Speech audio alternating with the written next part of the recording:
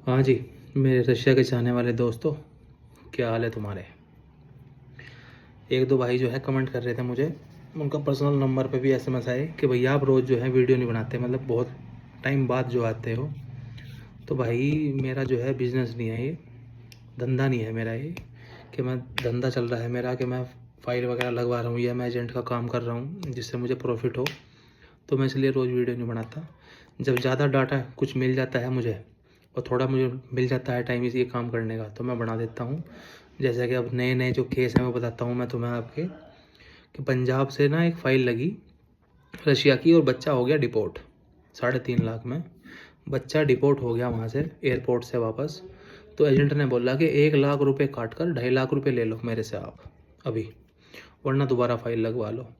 अब दोबारा फ़ाइल लगवाई है भाई उन्होंने, और बच्चे का उसका वीज़ा आ भी गया है। अब वो जाएगा, तो जो फ़्लाइट में जो आना जाना रहा वो तो उसका बेकार गया। अब एजेंट बोल रहा है कि दोबारा अगर डिपोर्ट हो गया तो दोबारा फिर 1 लाख काटूंगा। बात यह है कि अगर वो ऊपर दोबारा डिपोर्ट हो गया तो वो सारे पैसे उसके गए। तो इन एजेंटों से आप ये पूछो कि अगर बच्चा वहाँ से डिपोर्ट हो रहा है, हम वहाँ पहुँच ही नहीं रहे और हम तो टिकट लेके जा रहे हैं करवा के 30-40 हज़ार रुपये का, तो उसमें गलती किसकी है। एजेंट बोले कि भैया मेरी गलती नहीं है, तो मेरी तेरी जब तुझे हमने पैसे किस नाम के दिए हैं, तुझे पैसे दिए हैं हमने रशिया में एंट्री के। वीज़ा देना ना देना काम है इसका, है आपके एम्बेसी का। एंट्री उनकी अंदर करनी ना करनी उनका काम है वहाँ पे जहाँ पे आप उतर रहे हो एयरपोर्ट पे। तो लेकिन अगर वो वापस भेज रहे हैं तो एजेंट का काम क्या है कि थोड़े बहुते पैसे रख के अपने जो खर्चा हुआ है 5-7 हज़ार रुपये का, बाकी सारे पैसे वापस कर दो। और भैया ये पैसे वापस नहीं दे रहे 1 लाख रुपए। अब जैसे वो कह रहा है कि 3.5 में से आप 2.5 ले लो, 1 लाख, तो उसने तो अपना कमीशन पूरा ले लिया। तो मतलब आप एंट्री कर रहे हो या नहीं कर रहे हो, ये इनका जो है अमाउंट इनका जू का त्यों है आपका। ये ऐसे हैं जैसे हमारा भाई साहब टोबिन सुमित अब तक उस टिहरी वाले लड़के के पैसे नहीं दिए। पैसे दे देता तो वीडियो बना देता, मुझे भी इतना टाइम नहीं मिलता, लेकिन मैं उसे टिहरी वाले से फ़ोन कर लेता हूँ। मुझे पता है उसने अब तक 60 हज़ार रुपये दिए हैं उसने। 15 दिन 20 दिन पुरानी बात होगी, उस लड़के ने 3,30,000 रुपये दे रखे हैं और कितने पैसे दिए, 60 हज़ार। मैं तो कहा था तू सारे पैसे दे दे, मैं तो तेरे नाम भी नहीं लेने का भाई, तेरा क्या नाम लूँ। तो लेकिन 60 हज़ार दिए, पैसे क्यों नहीं दे रहा भाई, क्या दिक्कत है बताओ। लगते ही, वीज़ा लगने से पहले ये पैसे मांगना स्टार्ट कर देते हैं और वीज़ा लगते ही इन्हें सारा पैसा चाहिए। अब उस बच्चे जो घर बैठा हुआ है, पहले तो अपने कई महीने ख़राब करे उसने, अब वो कहीं और 3.5 लाख यहाँ फंसा रखे हैं, 60 हज़ार उसके आए हैं। तो बहाने चल रहे हैं कि दे दूंगा अगले हफ्ते में दे दूंगा।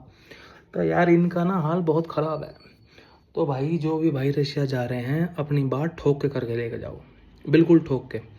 तो एक और बताता हूँ तुम्हें, अगर यही काम कोई इंडिया का एजेंट होता और आप डिपोर्ट हो जाते, आपके घर के पास का होता, यार 5-7-10 को ले जाकर उसके घर में तो बैठ जाते तुम कि मेरे पैसे दे भाई, मेरे पैसे दे। तो अब तक मिल भी जाते पैसे तुम्हारे। लेकिन अब तुम क्या कर लोगे, जो अगर कोई बाहर ये भी हो चाहे और है कोई, अगर तुम बाहर के हिसाब से कर रहे हो काम, तो पैसा तुम्हारा ऐसे ही आता है और आए ना आए मर्जी है भाई साहब अगले की, कोई ना दे पैसा। तो मैं तुम्हें पहले भी समझाया था, यहाँ जब तुम्हारे जाने का दर्द है यहीं दे दो किसी को पैसे, दिल्ली जालंधर पंजाब पाकिस्तान जहाँ का भी तुम्हें दिखाई दे एजेंट आस पास का, वहाँ दे दो, अपने पैसे तो तुम्हारे मिल जाएंगे अगर तुम वहाँ से डिपोर्ट हो गए।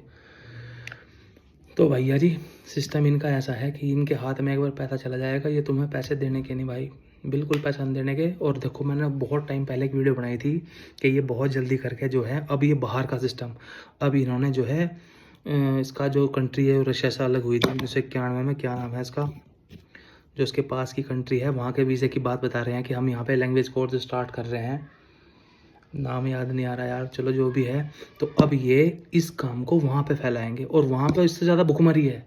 यहाँ तो चलो तुम 50-60-70 हज़ार रुपये कमा भी रहे हो, बेलारूस, बेलारूस ये बात कर रहे हैं, बेलारूस में तुम्हें करवाने की, घर से खर्चा करोगे तुम, घर से खर्चा करके जाओगे, और जिनकी डिग्री डिप्लोमो की कोई वैल्यू नहीं है जो वहाँ तुम करने के लिए जाओगे, किस लिए।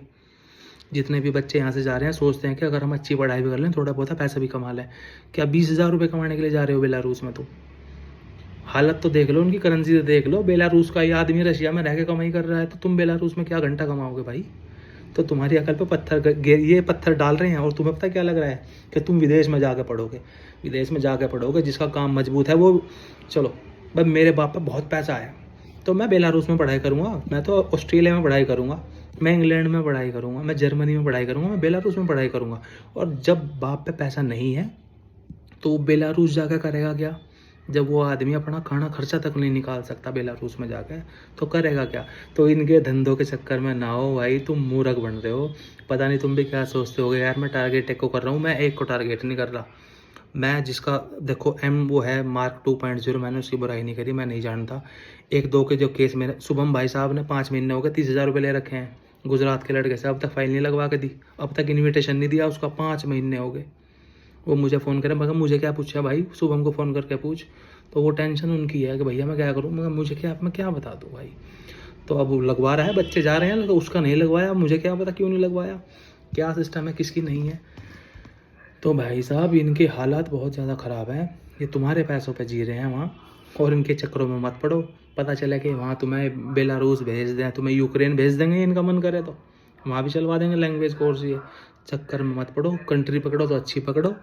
और रशिया जा रहे हो तो अच्छे एजेंट से जाओ, और पैसा बिल्कुल ठोक के देके जाओ कि इतने पैसे मुझे मिलेंगे जब भी मैं जाऊँगा, और सारी बात करके एक स्टाम्प पेपर पे, मैं तुम्हें बार बार कह रहा हूँ, स्टाम्प पेपर पे करके जब जाओ। आई बात समझ में भाई? चलो ठीक है जी।